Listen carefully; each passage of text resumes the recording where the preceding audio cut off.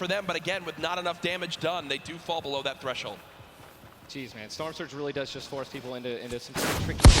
But again, man, it just goes to show a lot of the pressure. This is going to pay off for these teams, man. You don't want to be put in that situation where that's great. Maybe you do a little better than you. Airwax and Nikon just replay. Is that replay? They're going down.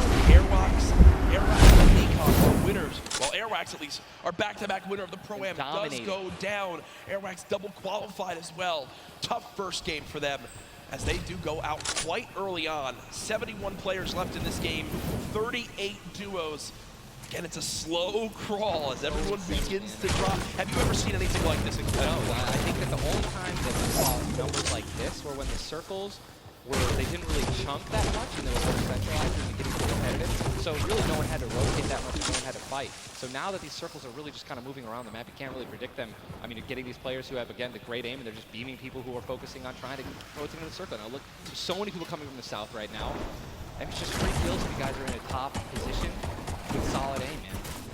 You're going to Texture right now, already getting beamed, spamming the spacebar, trying to make it as difficult as possible to hit.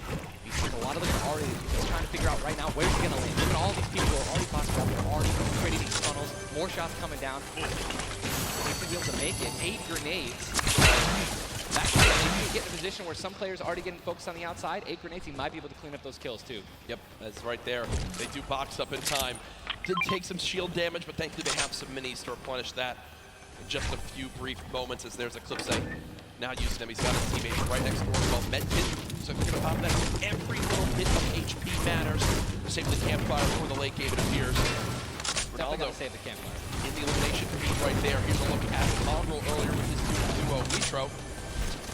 They're set up currently in the zone. 68 players left. Love watching this play. Serious. I mean, here's you just check his inventory. Only got 2 guns right now, which is inventory rifle and a combat shotgun. So he has no spray guns. All right, spray guns are anything to an SMG, tactical assault rifle, SCAR, anything like that. You know, you've got to have a gun that can shoot pretty quickly to kill players and hit players through their 1-bys. You know, very difficult. Look at that healing too, though. Yeah. 5 slurps, 2 slurps. 5 chug splash. They already have a slurp ticking. This is insane. Super close to the zone as well. They don't have to move too far. Yep, and materials-wise, look at that, 135 total builds. They're in a fantastic position to make some noise in game number 1. We'll definitely keep up to date with them.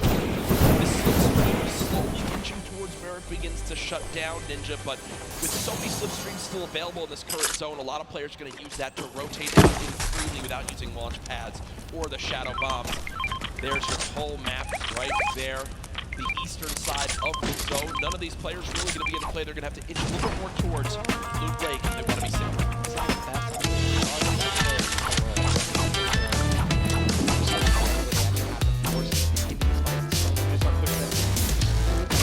I'm sorry. You guys notice also, Stinks, man, these players are so talented. It's so hard to spray through their walls and actually deal damage to them. So you need things like grenades, like Stinks, right? Little fart bombs is what I like to call them, to force people out of their 1-by-1s and try to shoot them as they're rotating away and trying to build new 1-by-1s to dodge the Stinks. You see the Stinks right now going down on Mongrel! And Mongrel gets immediately ripped in 2 as it seemed like the lobby began to focus him right there.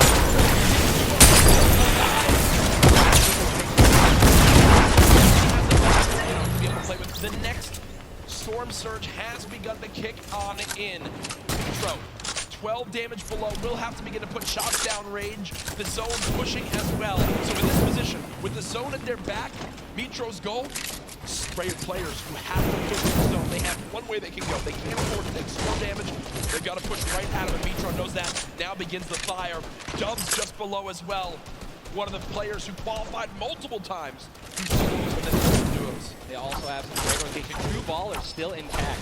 And here's the thing, you just mentioned all these players who are going to be rotating in, being forced to rotate in. Everyone knows that. Very little ammo though. Look, these are the last 9 assault rifle shots in Dubs' inventory. It is getting scrappy, folks. And there's the split. Still though, only 80, meaning combined between the two, they really only have about 150 shots to work with. The zone still pushing. 61 players left. Reminder, folks, this is game number 1 of 6 today in the duos competition. Dubs does go down as a player got that back wall and he wasn't quite ready for it. Mega frantically backing on up, trying to create some space. Will he be able to He's gonna be able to pop that slurp. He's got the storm surge on. He's trying to be aggressive. Oh, he's still below, right? He's gonna need to be aggressive. He won't even have time to revive his teammate. Oh, his teammate got finished actually, so he's got all the shields in the world. He can get back up to full health. Storm Surge is still ripping him apart. That slurp is barely keeping him alive. Hitting it for 25 damage every time it winds up ticking. There it is again, dropping on in. Mega's hand is forced. Some big damage right there, still below. As players are continuing to drop all around, but Mega doing a solid job of keeping himself alive right now through the Storm Surge. Fantastic composure again, one of the young players on this stage, looking to try to secure the title of Fortnite World Champion. No more dubs. The duo still down. So now finally above. Yep. Finally above, and guess what? The most important thing to realize, guys, look at that rotation. Yes, he's alone. Yes, his teammate's down. He has an incredible kit to not only make it to late game, but maybe even clutch this win out. He dropped the shotgun. Okay, there you go. Got the combat shotgun, one of the greatest shotguns to have late game. Does incredible damage, long range and close range.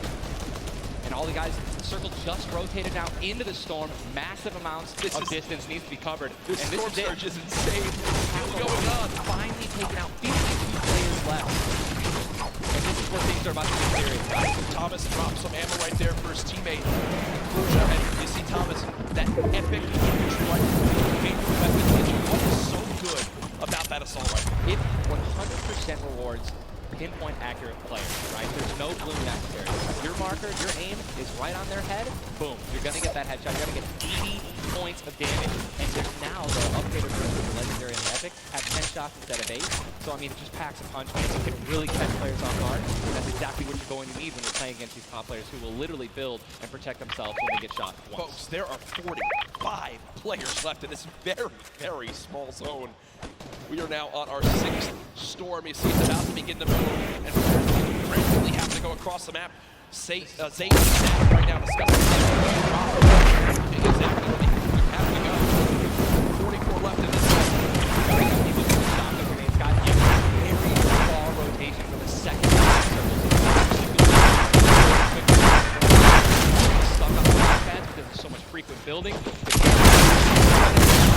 After this first circle goes, this is where people start to only try to use the high ground. And we know high ground is everything in competitive Fortnite late game. Everyone frantically moving away from the common enemy of everyone, which is that storm circle.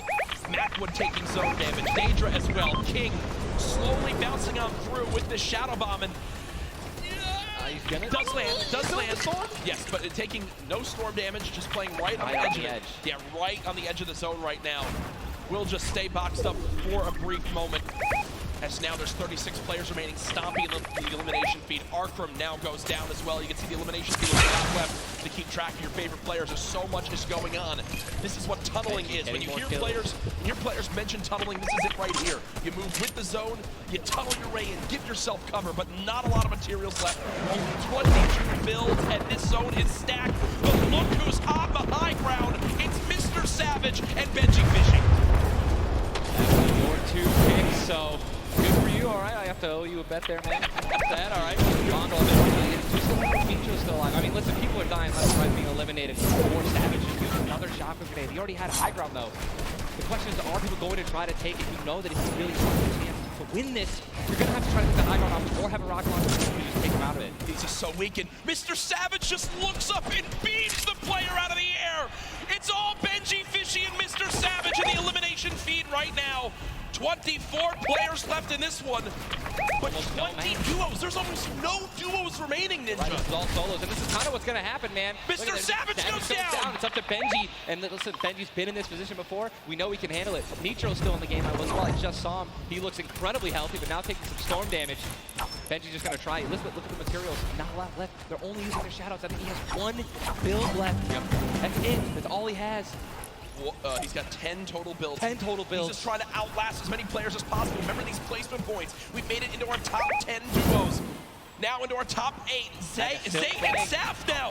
Zayt and Saf now on the high ground. This game. One of the few, the only duo left. This has a Zayt and Saf win written all over it. Mitro, Mongrel's duo, was all by himself very early on. Still alive in this one. 40R Storm now getting beamed. Can the North American duo of Zayt and Saf close this out? Raining down fire from up top. You see the frantic builds coming in. Benji Fishy goes down. Mega, Mitro, Nitro and Scarlet on the low ground. Shots still coming on in. Zayn and Savage sitting pretty. Nitro just got a double, I think. 5 limbs. Tries it, done, not enough. Zayn and Sav, 2 versus 1. Will they take game number 1? Yes, they will. Zayn and Sav had the high ground and they used it the entire game. Rain fire from above. We're able to make up 5 limbs plus 10 placement points. This could be 15 points. Game 1. Talk about a monster game number 1. You saw the immediate reaction. They knew how key that was. And I've watched so many games of competitive Fortnite, Ninja. They were the only duo left with still like 18 players remaining. When they get the high ground like that, they send 1 player down to get close. Scarlet was already weak, and there's just no shot. In the end, the veteran players of Zayn and Sav take game number 1. And you know, Ninja, that was a big topic of conversation. Players with LAN experience, players who've been around the Fortnite competitive scene at these major events for a long time. Will they let the nerves get to them? Guess what? The answer is no. Zayn and Sav take game number 1. Kept their composure. It was absolutely incredible to watch, man. And seriously, these guys have been absolutely dominant in the World Cup.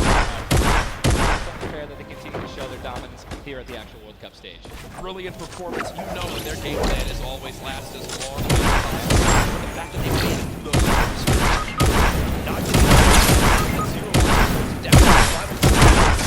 Mr. Savage and Benji Bishop, we have to talk about them for a second as well. The European young duo, they were on the high ground. It was looking good.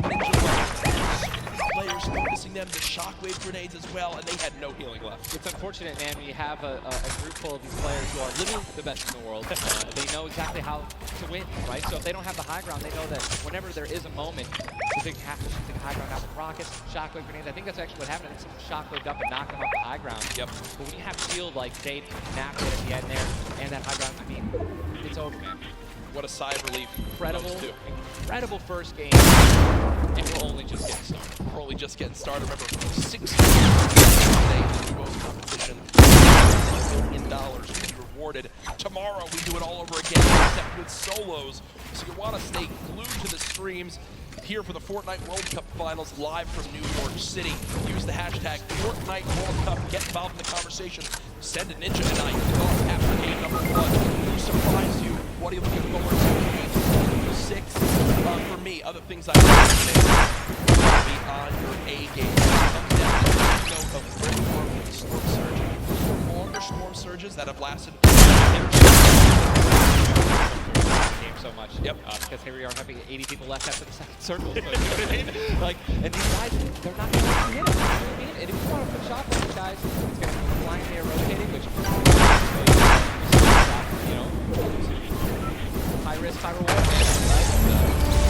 How these guys change. I wonder if the guys who did get hurt a lot by the storm surge, are they going to make changes in the second game? Are they going to be a little bit more aggressive and trying to deal some damage as they rotate? That's what I want to know. That's a great way to think of it. I know there are so many people that want to give their thoughts on these games, but over at Unreal Island, we've got our very own Sundown with his thoughts on